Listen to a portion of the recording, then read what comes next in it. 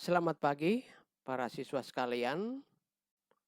Selamat bertemu kembali di pagi hari ini.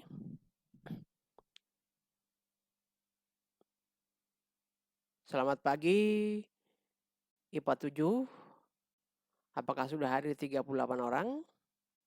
Selamat pagi untuk IPA 8, sebanyak 37 orang. Selamat pagi buat IPA 9, sebanyak 38 orang. Mudah-mudahan bisa hadir semua, sehingga tidak ada yang ketinggalan ya. Sebelum memulai pelajaran fisika, saya akan membahas sedikit tentang penilaian diri sendiri, penilaian sikap atas diri sendiri. Ini penting karena selain memiliki pengetahuan, tentu kalian juga harus bisa memiliki sikap yang baik. Baru nanti setelah itu saya akan melanjutkan pelajaran fisika. Penilaian sikap. Pertama, penilaian sikap atas diri sendiri. Ini nanti akan dilakukan sore hari ini sore, jam 5. Yang kedua, penilaian teman. Ini akan dilakukan hari Selasa minggu depan. Penilaian diri sendiri nanti akan masuk ke Google Classroom seperti biasa, seperti ulangan harian. Buka di situ, nanti pilih penilaian diri sendiri ya. Lalu pilih nama, diisi nama, nomor absen, kelas, email ya, dan apa saja yang diminta silakan diisi ya. Kemudian nilai harus dibuat. Nilainya 4 kalau selalu melakukan. 3 kalau sering melakukan.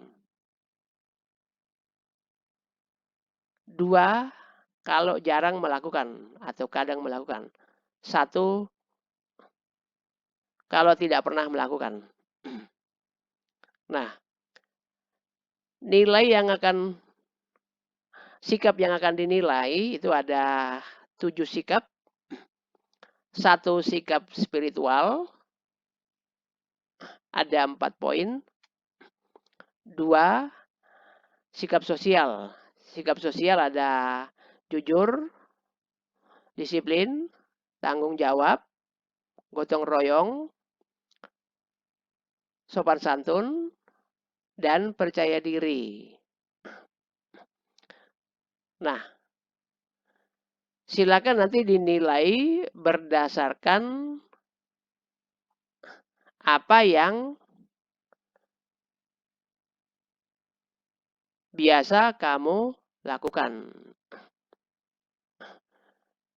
Kita ambil contoh ya, misalkan sikap spiritual ya. Yang pertama, saya semakin yakin dengan keberadaan Tuhan setelah mempelajari ilmu pengetahuan. Semakin yakin, selalu saya melakukannya. Jadi kasih nilai 4. Kedua, saya berdoa sebelum dan sesudah melakukan suatu kegiatan. Wah, saya nggak selalu, tapi sering berdoa. Nilainya 3. Saya mengucapkan rasa syukur atas segala karunia Tuhan. Ini selalu ya, 4. Saya mengungkapkan keagungan Tuhan apabila melihat kebesarannya. Nggak selalu ya, kadang berarti saya bukan kadang, tapi sering. 3. Sekarang sikap spiritual, sosial. Jujur. Saya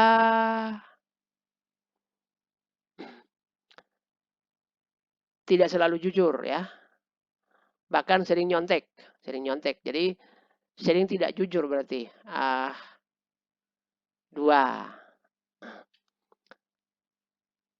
Tidak menjadi plagiat. Oh, saya selalu tidak menjadi plagiat. 4. Menyerahkan kepada yang berwenang barang yang ditemukan. Ini misalkan kalau ketemu uang di sekolah 2 juta misalkan. Wah, saya pernah juga tidak memberikan, tapi saya ambil, saya pakai untuk jajan. Oh, berarti ini eh, kadang kadang tidak jujur ya. Jadi tapi seringnya jujur. Jadi 3. Mengaku kesalahan atau kekurangan yang dimiliki.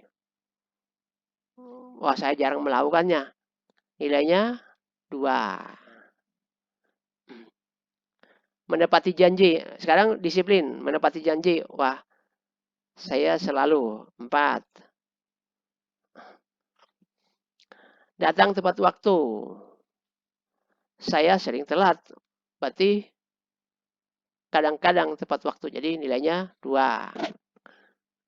Nah, begitulah cara menilainya. Jadi disiplin ada 4 poin. Yang ketiga, taat dalam mengerjakan tugas-tugas. 4, taat dalam norma-norma yang berlaku. Berikutnya, sikap tanggung jawab. Melaksanakan tugas individu dengan baik. Menerima risiko dari tindakan yang dilakukan. 3, tidak menyalahkan atau menuduh orang lain tanpa bukti. 4, melaksanakan apa yang pernah dikatakan walaupun tidak disuruh. Gotong royong. Terlibat aktif dalam kerja bakti. Bersedia membantu orang. Aktif dalam kerja kelompok.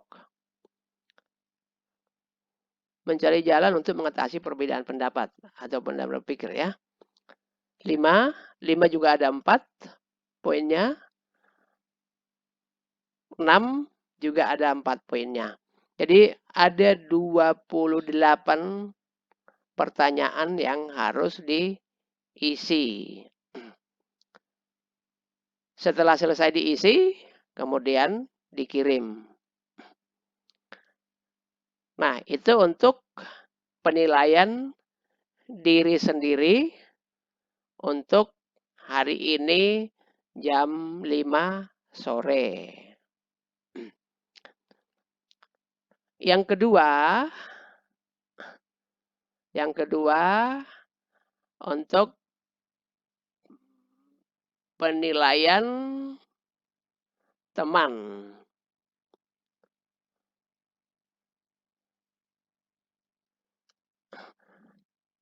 Penilaian teman akan dilakukan hari Selasa minggu depan. Nah, pada penilaian teman itu ada yang harus diisi. 1, penilai ya, nama penilai, nomor absen penilai, kelas penilai. Baru berikutnya orang yang dinilai, nama yang dinilai, nomor absen yang dinilai, dan kelasnya. Siapa yang dinilai? Nah, orang yang akan kamu nilai adalah 1, siswa yang nomornya berada di atas nomor absenmu. Jadi kalau kita contoh di sini, misalnya yang menilai si Chandra. Chandra bernomor absen 5. Jadi yang dia nilai pertama adalah orang di atasnya dia, yaitu Cahya, nomor 4. Jadi yang diisi penilai Chandra, yang dinilai Cahya. Cukup jelas? Jadi penilaian pertama untuk minggu depan yang dinilai adalah orang yang berada nomornya di atas nomor absen sendiri. Oke. Nah, lalu bagaimana dengan ainun? Orang nomor 1 kan tidak ada orang di atasnya. Nah, orang nomor 1 akan menilai orang terakhir. Nah, ini kalau ada 35 berarti dia menilai orang yang bernomor 35, yaitu si Wisnu misalnya ya. Setelah diisi nama penilai, nama orang yang dinilai, baru dilakukan penilaian. Penilaian sama dengan yang dilakukan untuk menilai diri sendiri ya. Ada 4 juga nilainya. 4 itu selalu melakukan, 3 sering melakukan, 2 kadang melakukan, 1 tidak pernah melakukan. Nah, menilai teman itu perlu lebih bijaksana ya. Jangan menambah-nambahi atau jangan menjelek-jelekan ya. Nilailah temanmu secara sportif ya. Orang yang bisa menilai temannya adalah orang yang bisa menjadi orang besar ya. Seorang pemimpin pasti dia bisa menilai bawahannya. Jika tidak dia akan kacau. Jadi setelah selesai menilai temanmu tadi, silakan di submit atau dikirim. Nah, setelah terkirim, berikutnya lakukan lagi menilai teman yang lain. Nah, yang kedua ya. Yang kedua, penilaian yang kedua adalah orang yang kamu nilai adalah yang berada di bawah nomor absenmu. Oke. Jadi tadi langkah pertama menilai orang yang di atas. Yang kedua, menilai yang di bawah. Jadi si Chandra akan menilai si Cici. Nomor 5 menilai nomor 6. Oke. Nah, setelah selesai menilai, kemudian dikirim lagi. Nah, dengan demikian, setiap orang akan memiliki 3 nilai. 1, di minggu pertama, nilai oleh dirinya sendiri. Yang kedua, nilai oleh temannya. Yang ketiga, nilai oleh temannya juga ya.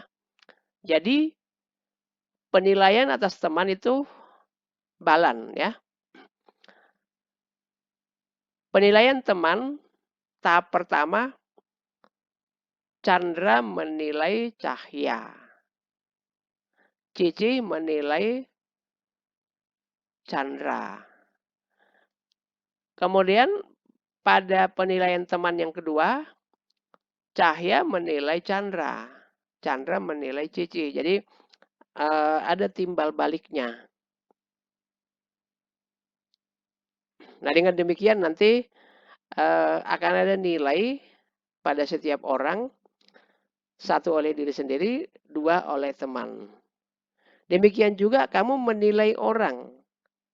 Menilai diri sendiri 1 kali, menilai temanmu 2 kali. Ya, ingat, yang kamu nilai adalah 1 yang di atas, 2 yang di bawah. Nah, pada penilaian yang kedua, menilai yang di bawah. Orang paling bawah tentu tidak ada orang di bawahnya. Nah, dia akan menilai orang yang paling atas. Sehingga berimbang, 1 kali dia menilai, 1 kali dinilai ya. Nah,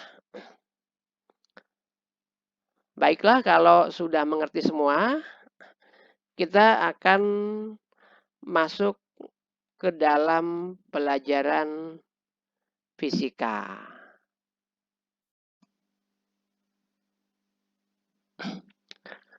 Radiasi elektromagnetik meliputi 1, konsep radiasi elektromagnet, 2, spektrum radiasi elektromagnet, 3, sumber radiasi elektromagnet, 4, manfaat radiasi elektromagnet.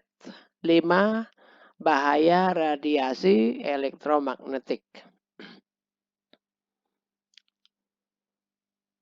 Tujuan pembelajaran. Nah, setelah belajar ini diharapkan memahami konsep radiasi elektromagnet, memahami spektrum, manfaat radiasi, dan bahaya radiasi. Kita lihat yang pertama, konsep radiasi elektromagnet dan pembentukannya. Gelombang elektromagnet terdiri atas medan listrik dan medan magnet yang merambat saling tegak lurus. Nah, kita lihat di sini di gambar ini, medan listrik arahnya searah sumbu Y, naik, turun. Sementara medan magnet searah sumbu Z, baik yang plus maupun minus. Jadi sedangkan kedua gelombang ini akan merambat ke arah sumbu X. Jadi perubahan ini akan menghasilkan gelombang elektromagnet. Radiasi elektromagnet merupakan radiasi yang dipancarkan oleh gelombang elektromagnet. Gelombang elektromagnet dapat merambat tanpa medium atau perantara. Jadi gelombang elektromagnet dapat merambat di ruang hampa. Beberapa teori, muatan listrik menghasilkan medan listrik yang dinyatakan oleh hukum Gauss. Masih ingat di pelajaran kita waktu listrik statis, kalau ada muatan menimbulkan medan listrik. Kemudian medan magnet selalu ada dua kutub. Medan magnet dihasilkan juga oleh arus listrik. Kita sudah bahas dalam hukum medan listrik dinyatakan oleh Ampere ya. Dan yang keempat, medan listrik dihasilkan oleh perubahan medan magnet yang dinyatakan oleh hukum Faraday ya. Nah, Maxwell mengembangkan hipotesa ini ya. Jadi perubahan medan listrik akan menimbulkan medan magnet. Demikian sebaliknya, perubahan medan magnet akan menghasilkan medan listrik. Lebih lanjut, Maxwell menemukan bahwa interaksi perubahan medan listrik dan medan magnet dapat menghasilkan gelombang elektromagnet. Nah, kelajuan gelombang elektromagnet dapat ditentukan berdasarkan persamaan C sama dengan E per B.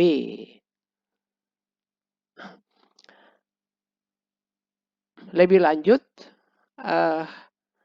menurut hukum Ampere-Maxwell, diperoleh C sama dengan 1 per akar permitivitas dikali permeabilitas. Dan diperoleh akhirnya sebesar 3 kali 10 pangkat 8. Inilah yang kita sebut dengan kecepatan cahaya. Ini sama dengan kecepatan gelombang elektromagnet.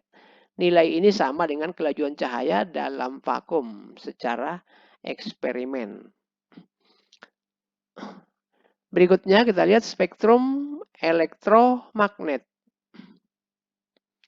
Gelombang elektromagnet pertama kali dibangkitkan dan dideteksi secara eksperimen oleh Heinrich Hertz ya pada tahun 1887. Hertz menggunakan peralatan yang memancarkan muatan. Muatan tersebut dibuat bergerak bolak-balik dalam waktu yang sangat singkat. Nah, ini contohnya. Ini ada loops. Loops ini terdiri dari 2 buah bola konduktor sebenarnya ini ya. Lalu di sini diberikan sumber tegangan, baterai, dikasih kapasitor untuk menaikkan tegangan, dikasih kumparan. Nah, ini akan menghasilkan percikan. Percikan yang dihasilkan oleh bola konduktor yang terpasang atau ujung-ujung logam ini akan memancar dan akan sampai ke ujung loop penerima. Ini adalah sebuah percobaan. Sebenarnya kita bisa percobaan di lab, cuman karena situasi pandemi, jadi ya kita nggak bisa melakukannya. Berikutnya, Hertz mendeteksi gelombang dari jarak tertentu menggunakan loop kawat. Ya, ini tadi percobaannya itu. Lalu spektrum elektromagnetik ini terdiri atas gelombang radio, gelombang mikro, sinar inframerah, cahaya tampak, sinar ultraviolet, sinar X, dan sinar gamma. Jadi kumpulan dari gelombang elektromagnet disebut spektrum elektromagnet, ya. Jadi kalau gelombang elektromagnet itu satu saja, kalau kumpulan itu berarti spektrum. Berikutnya kita lihat satu persatu ya. Gelombang radio. Gelombang radio termasuk dalam spektrum yang memiliki panjang gelombang paling besar dengan frekuensi terkecil. Yang kedua, gelombang mikro. Gelombang mikro merupakan gelombang elektromagnet dengan frekuensi sekitar 10⁻10 Hz. Dan panjang gelombangnya kurang lebih 3 mm. Yang ketiga, sinar inframerah. Sinar inframerah mempunyai frekuensi 10⁻11 sampai 10⁻14 Hz. Panjang gelombang sinar lebih besar daripada gelombang sinar tampak. Berikutnya cahaya tampak atau cahaya putih orang menyebutnya. Cahaya tampak mempunyai frekuensi sekitar 10⁻15 Hz. Panjang gelombangnya berada antara 400 sampai 800 nanometer. Mata manusia sangat peka terhadap radiasi cahaya tersebut sehingga cahaya tampak sangat membantu penglihatan manusia. Panjang gelombang sinar tampak yang terpendek dalam spektrum sesuai dengan cahaya ungu dan yang terpanjang adalah cahaya merah. Kita tidak bisa melihat gelombang radio. Juga nggak bisa melihat gelombang inframerah. Tapi kita diberi Tuhan keterbatasan untuk melihat cahaya tampak. Karena kalau kita bisa melihat gelombang radio kan nggak bisa tidur, nanti kelihatan gelombang radio lewat gitu kan, gelombang dangdut lewat, gelombang rock lewat, ya kan bingung ya, pusing ya. Baik, berikutnya semua warna pelangi terletak di antara kedua batas warna itu. Jadi kita menyebut ada Magicu Hibinium. Nah, itu adalah termasuk cahaya tampak. Salah satu aplikasi dari sinar tampak adalah penggunaan laser pada serat optik dalam telekomunikasi ya. Berikutnya sinar ultraviolet. Merupakan gelombang elektromagnet dengan frekuensi 10⁻15 sampai 10⁻16. Panjang gelombangnya 10 nano sampai 100 nano. Berikutnya sinar X. Mempunyai frekuensi antara 10⁻16 sampai 10⁻20. Sinar X ditemukan oleh Wilhelm Conrad Rontgen, maka diberi namanya sinar Rontgen ya. Sinar gamma. Sinar gamma merupakan gelombang elektromagnet yang mempunyai frekuensi antara 10⁻20 sampai 10⁻25 Hz. Panjang gelombangnya antara 10⁻⁴ nanometer sampai 0,1 nanometer. Itu tadi mengenai spektrumnya. Berikutnya kita lihat kalau dideret berdasarkan frekuensi atau panjang gelombang. Nah, kita lihat ini panjang gelombang terbesar ini adalah gelombang radio. Gelombang radio ini ke kiri makin besar, panjang gelombangnya, ke kanan makin kecil. Frekuensi ke kiri makin kecil, ke kanan makin besar ya. Jadi ada gelombang radio dengan panjang gelombang terbesar, frekuensi terkecil. Kemudian gelombang radio tentu dibagi-bagi, ada telepon, televisi, dan segala macam. Baru gelombang mikro, kemudian inframerah, kemudian cahaya tampak, ini tadi merah, kuning, hijau, biru, nila, ungu ya. Lalu ultraviolet, sinar X, dan sinar gamma. Inilah kalau diurutkan ya dalam sebuah tabel ya. Berikutnya, gelombang elektromagnet memiliki sifat-sifat ya. Satu, merupakan getaran medan listrik dan medan magnet yang saling tegak lurus ya. Jadi itu tadi seperti definisi di awal, gabungan dari medan listrik dan medan magnet yang saling tegak lurus. Yang kedua, kecepatannya konstan di ruang hampa, dia sebesar 3 kali 10 pangkat 8 meter per sekon. 3, tidak dipengaruhi oleh medan listrik dan medan magnet karena tidak bermuatan listrik. Jadi kalaupun dia melewati medan, nggak ada masalah ya.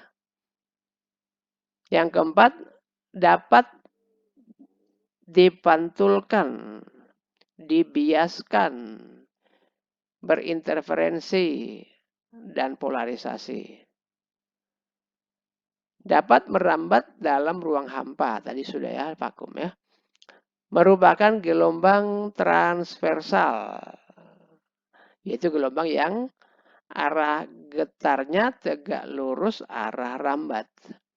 7, memiliki energi yang besarnya bergantung pada frekuensi.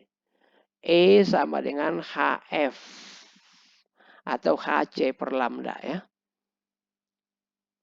Berikutnya, sumber radiasi elektromagnet. Sebagian besar sumber radiasi elektromagnet berasal dari matahari. Bagian besar. Namun ada juga yang dapat dibuat. Berikut ini adalah sumber-sumber radiasi elektromagnet. Gelombang radio dihasilkan oleh elektron pada kawat penghantar yang menimbulkan arus bolak-balik. Nah, kita sudah bahas waktu rangkaian RLC. Kemudian gelombang radio dipancarkan melalui antena pemancar atau transmitter dan diterima oleh antena penerima atau receiver ya. Yang kedua, gelombang mikro itu dihasilkan oleh matahari. Bisa juga oleh tabung dioda, oleh magnetron. Dan juga sudah ada alat-alat yang dirakit untuk menghasilkan gelombang mikro. Ketiga, sinar inframerah dihasilkan oleh getaran-getaran elektron pada suatu atom atau bahan yang dapat memancarkan gelombang elektromagnet. Selain itu, dapat juga dihasilkan dari sinar matahari, permukaan yang panas, dan lampu LED. Sinar inframerah juga dihasilkan dan digunakan untuk remote TV. Keempat, cahaya tampak dihasilkan oleh sinar matahari dan lampu. Ya, cahaya api yang nyala juga bisa menghasilkan cahaya tampak ya. Berikutnya, sinar ultraviolet UV dihasilkan dari atom dan molekul dalam nyala listrik. Sinar ini juga dapat dihasilkan oleh reaksi sinar matahari.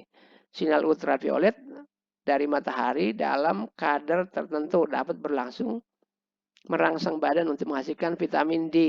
Wih, saya jadi ingat kucing menjilati bulunya saat bersinar di bawah matahari. Itu dia makan vitamin D. Kucing ternyata pinter ya. Dia sudah belajar biologi mungkin ya. 6. Sinar X dihasilkan dari elektron-elektron yang terletak di bagian dalam kulit atom.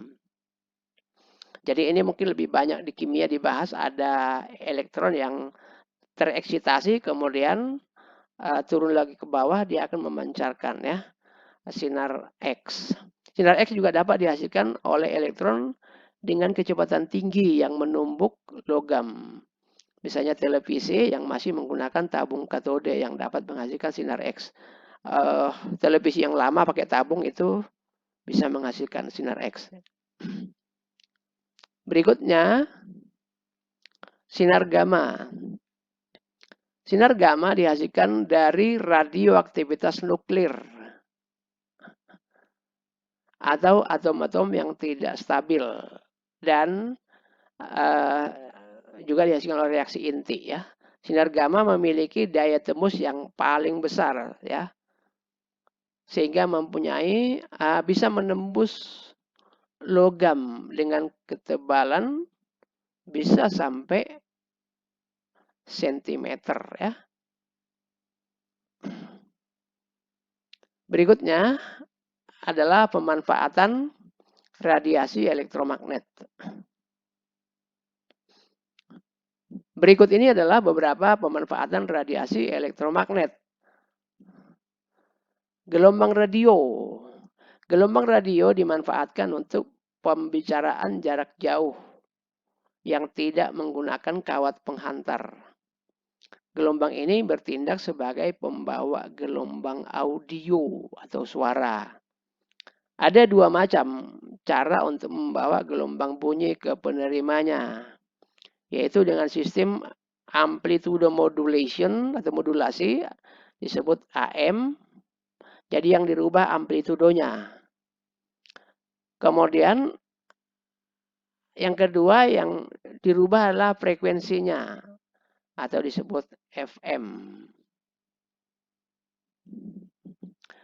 Kedua, gelombang mikro. Gelombang mikro dimanfaatkan sebagai pemanas microwave ya. Kalau memasak atau membakar roti dengan microwave atau membakar ikan dengan microwave itu matangnya merata karena gelombang ini masuk ke molekul-molekul makanan, menggetarkannya panas dan matang bersama-sama. Agak berbeda dengan kalau kita bakar ikan. Bakar ikan di luar sudah gosong, di dalam masih belum matang misalnya ya. B. Komunikasi radar, radio detection and ranging. Menganalisis struktur atom dan molekul. Mengukur kedalaman laut. Jadi kalau dulu mengukur dalamnya laut pakai tali panjang sekali. Nah, tapi dengan sekarang dengan metode gelombang. Kemudian mendeteksi suatu objek. Memandu pendaratan pesawat terbang. Pesawat terbang pada malam hari itu pilot tidak bisa melihat dengan mata telanjang. Dia menggunakan gelombang mikro sehingga menghasilkan pola gambar yang jelas dan pendaratan bisa berjalan dengan baik. Membantu pengamatan di kapal laut dan pesawat terbang pada malam hari atau pada cuaca kabut serta menentukan arah dan posisi yang tepat. Untuk jarak bisa dirumuskan D sama dengan C kali T per 2 karena jaraknya 2 kali bolak-balik ya. Jadi sebenarnya 2D sama dengan C kali T. Sehingga D sama dengan C kali T atau C delta T per 2. Karena yang di ini kan gelombang dipancarkan, dipantulkan, diterima lagi. Jadi 2 kali pulang pergi ya. Berikutnya, sinar inframerah. pemanfaatannya tadi, kondisi-kondisi kesehatan dapat didiagnosis dengan menyelidiki pancaran inframerah dari tubuh. Nah, tubuh kita sebenarnya memancarkan inframerah. Foto pancaran inframerah ini disebut termogram. Termogram dapat digunakan untuk mendeteksi masalah sirkulasi darah, radang sendi, kanker. Selain itu, sinar inframerah juga memiliki fungsi sebagai berikut. Untuk terapi fisik, menyembuhkan penyakit cacar atau encok. Untuk fotografi, pemetaan sumber daya alam dan mendeteksi tanaman yang tumbuh di bumi dengan detail. Jadi membuat foto landscape bumi. Ini dalam bidang geografi penginderaan jarak jauh bisa pakai ini ya. Kemudian yang ketiga, remote control. Berbagai peralatan elektronik, alarm, dan lain-lain. Sekarang dengan sistem remote control kita lebih simple dan sederhana. Menyalakan TV bisa dari jarak jauh ya. D. Untuk mengeringkan cat kendaraan dengan cepat pada industri otomotif. Zaman dulu kalau orang ngecat mobil perlu waktu berhari-hari supaya bisa dipakai karena catnya belum kering. Tapi dengan inframerah itu proses pengeringan bisa berlangsung lebih cepat. Pada bidang militer bisa dibuat teleskop inframerah yang dapat digunakan untuk melihat tempat gelap atau berkabut. Inframerah juga dimanfaatkan satelit untuk memotret permukaan bumi meskipun terhalang oleh kabut atau awan.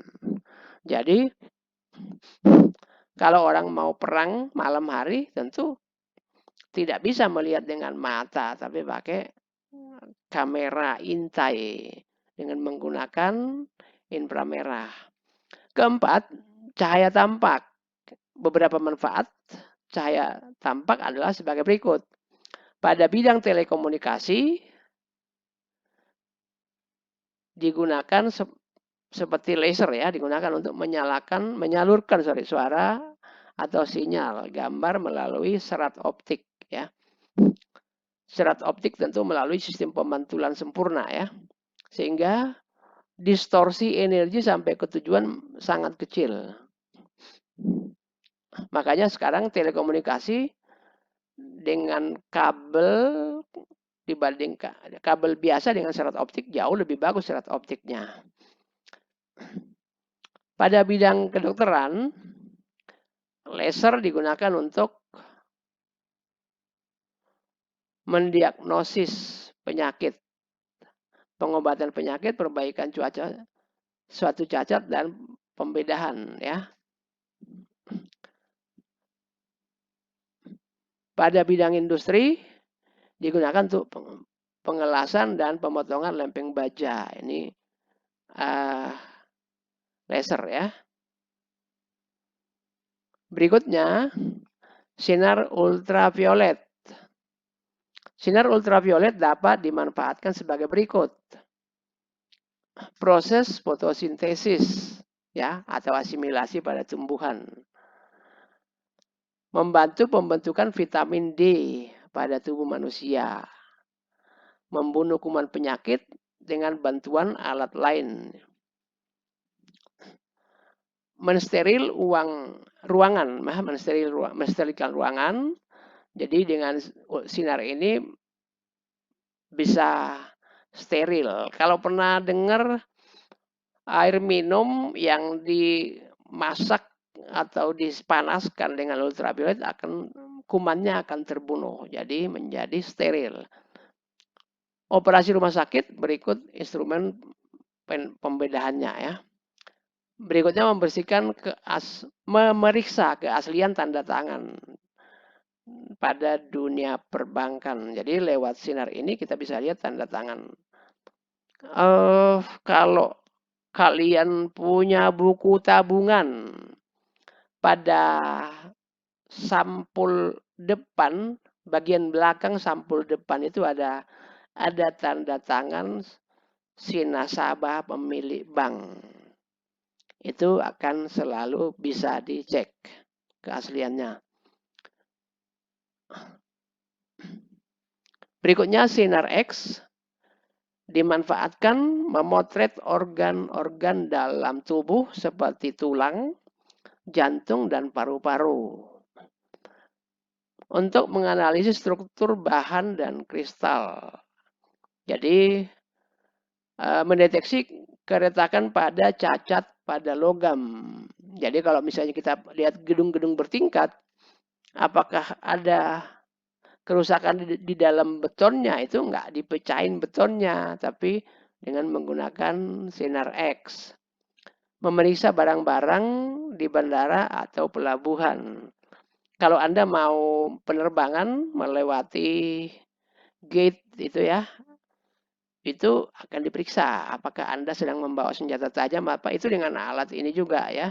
Atau barang-barang Anda di dalam koper, ketika lewat itu akan ketahuan apakah dalamnya logam atau bahan-bahan berbahaya. 7. Sinar gamma dapat dimanfaatkan sebagai terapi kanker, sterilisasi peralatan rumah sakit, sterilisasi makanan kaleng, pembuatan varietas tanaman unggul, kemudian mengurangi populasi hama tanaman, membunuh, bisa juga memandulkan nyamuk katanya. Jadi nyamuk nggak berkembang, kita nggak digigit nyamuk. Oke. Berikutnya, bahaya radiasi elektromagnet. Radiasi elektromagnet juga dapat menimbulkan dampak negatif bagi manusia. UV. Pada manusia, radiasi ultraviolet B yang lebih dapat menimbulkan penyakit kanker kulit, menyebabkan katarak, serta mengurangi daya tahan tubuh terhadap penyakit infeksi. Peningkatan radiasi gelombang UVB dapat juga memicu reaksi kimia di atmosfer bagian bawah. Hal ini akan menambah jumlah reaksi fotokimia yang menghasilkan asap beracun. Terjadinya hujan asam, serta peningkatan gangguan saluran pernapasan. Berikutnya, pada tumbuhan, radiasi UVB yang berlebihan dapat menyebabkan pertumbuhan berbagai tanaman menjadi lambat dan bahkan menjadi kerdil. Akibatnya hasil panen menjadi tidak maksimal. Berikutnya, kerusakan lubang ozon. Kita sering dengar UV khususnya UVB menembus permukaan bumi dan mengenai orang dapat menyebabkan kulit manusia tersengat atau merubah molekul DNA. Jika hal tersebut berlangsung terus-menerus dalam waktu panjang, akan memicu kanker kulit. Berikutnya, gelombang mikro. Radiasi gelombang mikro dapat menimbulkan efek stres pada saraf otak. Jadi gelombang mikro menyebabkan stres pada otak. Radiasi gelombang mikro dapat menimbulkan radikal bebas, menyebabkan penyakit kanker. Mengkonsumsi makanan yang diolah atau dipanaskan dalam microwave dalam jangka waktu lama dapat menyebabkan penurunan jumlah hemoglobin. Wah, tidak sehat makan makanan yang dari microwave terus-menerus ya. Beberapa perangkat teknologi yang mengeluarkan radiasi elektromagnet juga memiliki dampak negatif. Kalau tadi gelombangnya kita bahas, tetapi sekarang alatnya kita tidak harus meneliti, berarti harus meneliti gelombang yang ditimbulkannya. Laptop yang dilengkapi dengan WiFi atau wireless fidelity memiliki dampak negatif terhadap kesehatan. Di antaranya adalah mengakibatkan nyeri kepala, insomnia, dan mual-mual, terutama bagi mereka yang elektrosensitif, sensitif terhadap elektro. Radiasi yang dihasilkan oleh laptop juga dapat menyebabkan kerusakan kromosom yang berdampak pada kapasitas konsentrasi, menurunnya memori jangka pendek, jadi pelupa ya, serta meningkatkan terjadinya atau kejadian tipe kanker. Radiasi laptop juga dapat mengganggu jaringan tubuh manusia, terutama pada kulit, telinga, mata, sistem saraf, serta dapat menyebabkan mutasi gen. Wow. Untuk meminimal bahaya radiasi ini, diharapkan jangan terlalu lama berada di dekat laptop yang menyala. Kedua, telepon seluler atau handphone. Beberapa efek yang diakibatkan oleh radiasi handphone adalah sebagai berikut. Mengurangi produksi sperma. Jadi kalau Anda kebanyakan pakai handphone, spermanya bisa berkurang. B. Bagi wanita hamil, menggunakan handphone dapat mengganggu pembentukan janin dalam kandungan. Hati-hati yang sedang hamil. Jangan sampai bayinya ikut bertelepon ya. C. Mengganggu ingatan manusia. Untuk meminimalisir bahaya radiasi ini, jangan terlalu lama menggunakan handphone. Gunakan headset untuk menjaga jarak dengan handphone supaya radiasinya tidak langsung ya. Serta jangan biarkan anak-anak terlalu lama bermain handphone. Berikutnya, komputer. Terlalu lama memandang monitor komputer dapat menyebabkan penyakit rabun mata, katarak, epilepsi. Efek dari radiasi tersebut baru dirasakan 5-15 tahun kemudian karena prosesnya terjadi secara bertahap. Televisi. Terlalu lama di depan televisi juga memiliki dampak buruk bagi kesehatan. Sinar biru yang dihasilkan oleh layar televisi dapat menimbulkan luka fotokimia pada retina mata. Risiko kerusakan akibat paparan sinar biru lebih besar dirasakan oleh anak daripada orang dewasa. Hal ini dikarenakan tingkat kejernihan lensa mata anak lebih tinggi daripada orang dewasa. Oleh karena itu, sinar biru yang akan ditangkap oleh retina mata anak lebih banyak, sekitar 70-80%, daripada yang ditangkap oleh retina mata orang dewasa.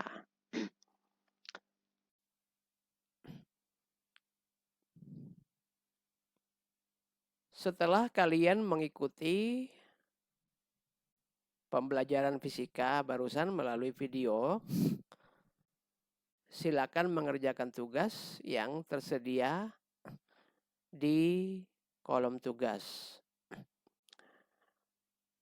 Saya ingatkan kembali, tugas ini penting sebagai bentuk perhatian kalian dalam mengikuti pelajaran. Tugas ini diberi waktu sampai besok sore. Dan jangan lupa, nanti sore kalian silakan mengisi angket atau kuis tentang penilaian sikap pribadi. Baiklah, pelajaran kita hari ini cukup sekian.